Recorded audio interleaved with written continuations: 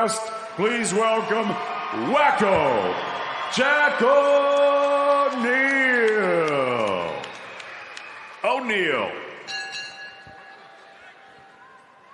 Okay, gents, spoke to you both in the changing rooms. Watch your heads in close, obey my commands at all times, protect yourself at all times. Touch them up. Good luck to you both. So here we go, second fight before the bell. And it's between two Wakos. Wako, Jack O'Neill, and Mohammed Wako from Ethiopia, now in York. As we say, 3-0. Jack O'Neill as a professional, fought on 3 good cards, as you mentioned. Connor, see Ray, Mark Ginley in the corner, Mark Dunlop, all looking after young Jack O'Neill. Good right hand there from O'Neill. Nice high guard, punches nice and straight and correct. The feet are good so far. He was out last month, stopped. Luke Flash in the first round, his first stoppage. Feels he needed a couple of fights in the pros. He's using that jab well. He's just changing the angle of it and changing the speed, and it's just setting up the other shots. And also, when Wako just retreats a little bit, if he drops the hands, he jumps in, doesn't he? He jumps in behind long shots there, O'Neill. Oh, nice 1-2 from the local man, and dropping a jab downstairs. Oh, nice right hand. Lovely feint there, didn't he? Just wandered that left hand in front of the face there of Wako before he let that right hand through. It looks like he holds a dig for his weight. Yeah. Yeah, like I say, the last fight was his first stoppage, and just said he needed a couple of fights in the pros. Yeah, the heads come together there. No complaint from O'Neill. Just a brunt of it though, didn't he, O'Neill there? Nice, isn't he? A nice boxer, O'Neill. First time I've seen him, man. Like the way he moves, like the way he commits to his shots as well, because he's so tall as well. You can punch from further out. Yeah, looking to feint and unlock and find openings on Mohammed Wako. Looking for that right hand over the jab. Switching to southpaw. It's wild. I've never heard of a name of Wako, and they're both from opposite sides of the world, and they're both named Wako. Two Wakos. Wako, Jack O'Neill. Mohammed Wako. Don't confuse yourself, no, Darren.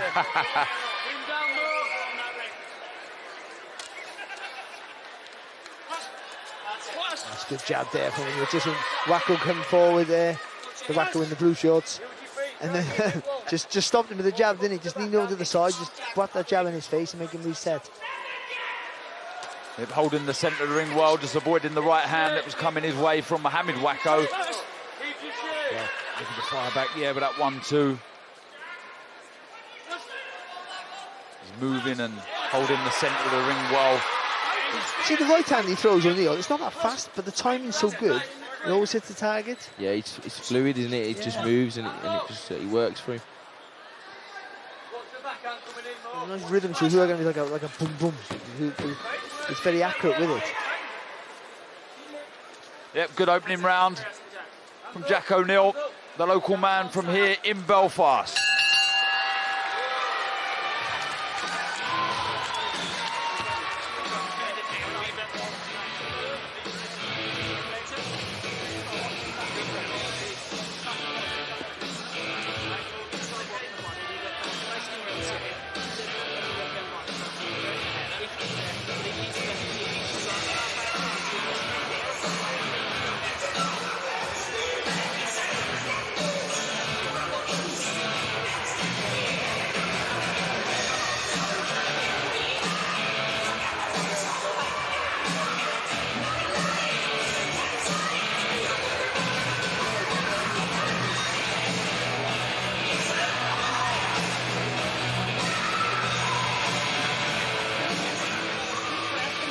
Corners, 10 seconds.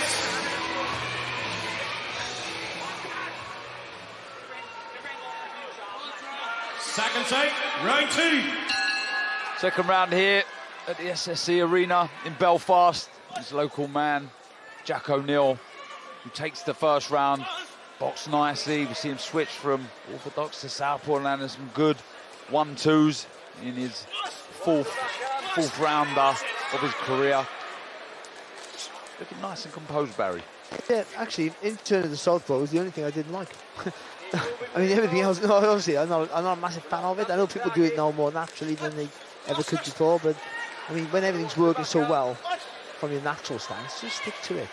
Sometimes you can overthink things, can't you? Yeah, 100%. I think he can use his, you know, his height and his range a bit better. Obviously, he's pushing the pace, which is working for him, yeah, but the Wako from Ethiopia, he sort of falls over his front foot, and he could time him coming in. To switch in to southpaw again. Look at that left hand. Just taking his head off to the right-hand side to try and look for the right hand after. Good pressure again, but Wako just spins off the ropes nicely to the centre of the ring. Looking to land a left to the body himself. Yeah, that was a nice shot to the body from Mohammed Wako. They're by design here for O'Neill. He's taking more shots, but he is trying to get close and trying to be a little bit of a bully in here. Yeah. Not sure if that's the right tact. I think you can do it. You can do it with long shots. I don't think he needs to get close. I don't understand why he's trying to do that. Just trying to be intense, isn't he? Yeah, really biting down on the gum shield, landing some big shots. He started with the right to the body, looked for the left uppercut. Credit to Mohammed Wako. He covered up well and avoided those shots coming his way. I'd like to see him put them together now in like 3s and 4s. It's sort of it's normally it's a 1-2, 1-2, and then it's like a 1 shot, 2 shot. I'd like to see him put 3 shots together now. Yeah, can he go through the gears? Can he up the tempo with more flurries of shots? The 1s and the 2s have been good. There seems to be a cut at the top of the head of Jack O'Neill. That's unfortunate. Yeah, it's just higher though, and it looks as if the blood's streaming and missing the eyes down the side of the face. That might be an elbow or something maybe, because that's right on the top of the head. But just before that, Wako landed a nice little short right hand. Whether the elbow followed it through. Oh yeah, there's a lot of blood streaming out of the top of the head of Jack O'Neill. Thankfully, we're all wearing dark colours here at ringside. Thankfully, I've got to take this back. Pick up the tags in it. Oh yeah, look at the blood streaming down the face of Jack O'Neill. That's unfortunate because he's boxing nicely. Like to see in the break what exactly caused that. It's going to need some work, that cut. is. But yeah, you can just see the blood spraying out the top of the head. It's still got some good composure here. O'Neill, it's not a bad round for him. It'll be interesting to see how he...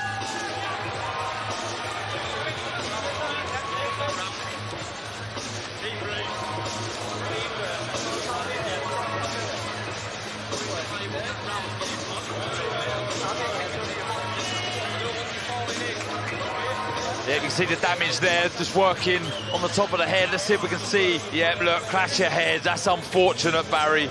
Yeah, it really is, yeah. Oh. Both coming in there, aren't they? So it's almost really the fault, but yeah, again, all these things you have to keep it composure, don't you? There's a bit of a cut in and make you panic. You can feel the you know, it's like you feel the pump, can you? Sometimes you're not sure if it's a bruise or a cut. Either way, you can feel that pump.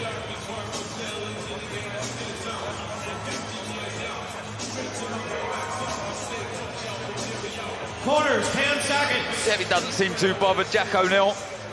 It's only a bit of blood. Second take, round 3. Can really put you off once it starts going into the eyes and your eyes become blurry. You just got to fight through it. It's the bottom line, isn't it? You can't just call time out and have a 10-minute breather. But it can make you rush your work, can it? It can make you start making mistakes, and that sometimes can allow your opponent in. Plus, when you see blood on someone else, or a bruise or a swelling, for some reason it gives you a G-up, doesn't it? Even if you're not winning the fight. Of course, it gives you that second win. You can see a route to end the fight then, can't you? Yeah, sure. And he's looking to hold his feet a little bit more. Mohammed Wako looking to jump in there with a double jab right hand. So as you say, Barry and Connor, has he been spurred on by the injury of Jack O'Neill? But Jack O'Neill just changing to southpaw again, just poking out that jab. Back to orthodoxy goes. But he has a good shot there from Wako, nice solid jab. But O'Neill, he goes back to what he did in the first round. He has a path to victory. He has the keys. He knows what to do. You just got to take it a little bit slower. Jab with the right hand just right behind it, the left shoulder of Mohammed Wako. Well, it did the hand, I guess, but it wasn't a shot that certainly didn't hurt Mohammed Wako.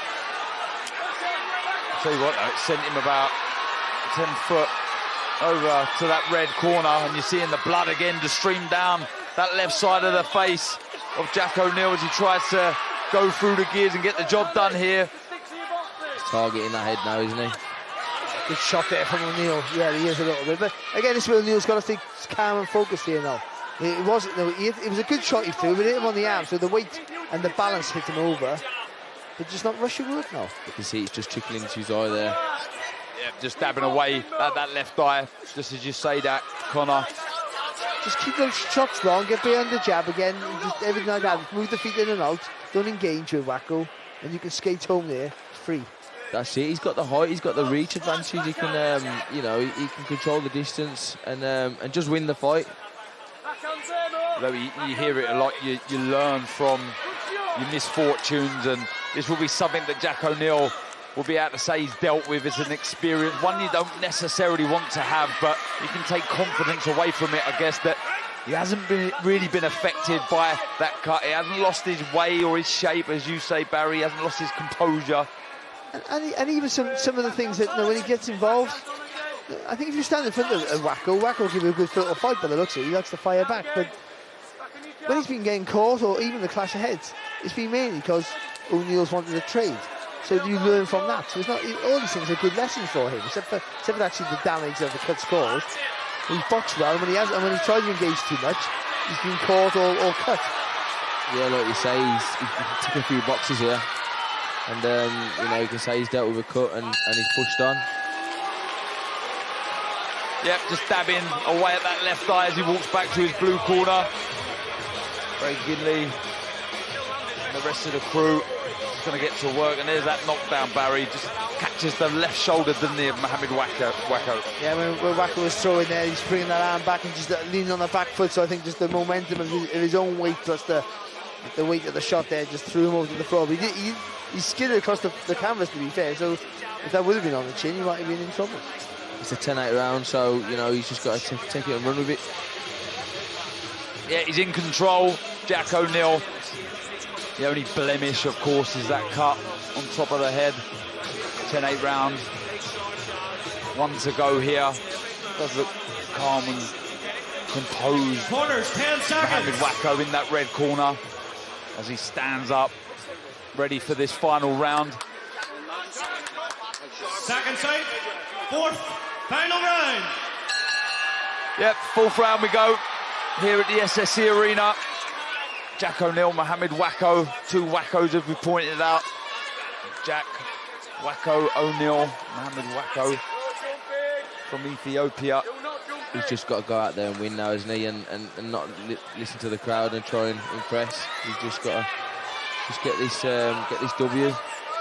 And like always, box to your strengths. I think, you know, that's the thing you learn very quickly, isn't it? What you do well is what's going to win you the fight. Not always trying to please the crowd. What you do well wins you fights. Yeah, it shows maturity as well. Obviously, at this stage in his career, I think he's 4 fights in. You know, he'd do well just to see the win out. A nice movement off of the ropes from Jack O'Neill. Just turning Mohammed Wako. There's Ethiopian getting to work, landing some good shots to the body. He's been game, he's tried.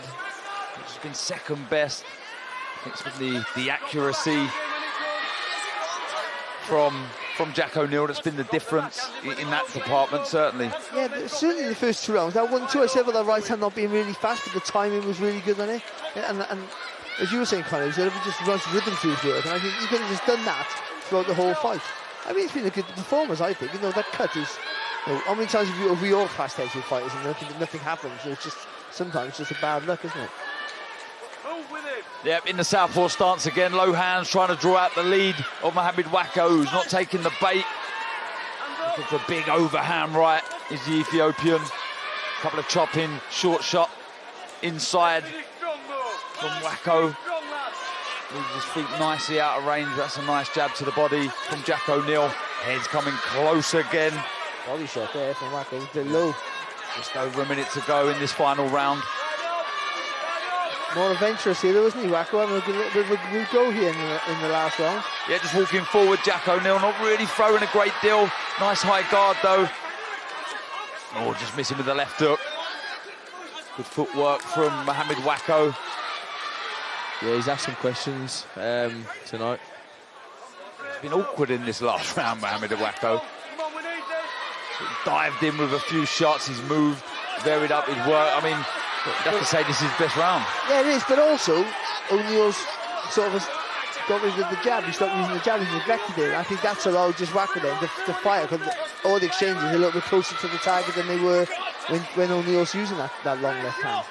Yeah, he was just putting that rhythm, wasn't he? Both exchanging jabs there. Mohammed Wako just missing with that right hand. Chopping down with a shot. Oh, he lands a nice right hand, almost out the southpaw stance himself. Jab as well there from Wako. Yeah, it's been a good final round from Mohammed Wako, but a good performance in the 3 previous rounds from Jack O'Neill. He suffered a terrible cut from a clash of heads. They've done well to stop the bleeding. He was confident. He was switching from southpaw to orthodox and back. You go back to the gym, what are you asking of Jack O'Neill? Well, for me, I think, again, fight management. It's a bit too early to talk about fight management, I think, at this stage of your career. But it is about, you know, look what you did well. Look when you were dominant, look what you were doing well. And that was the nice jab and the nice 1-2. And then when the fight got harder, you started to get involved with it more. And that's when it started to be a bit more uncomfortable for you. Even though you were dominating most of it, even the exchange in close. You just brought the guy into a fight that you didn't need to bring him into. But apart from, I think it was a decent performance for his, what's that, his 5th fight? That's not a bad little showing, I don't think, from O'Neill.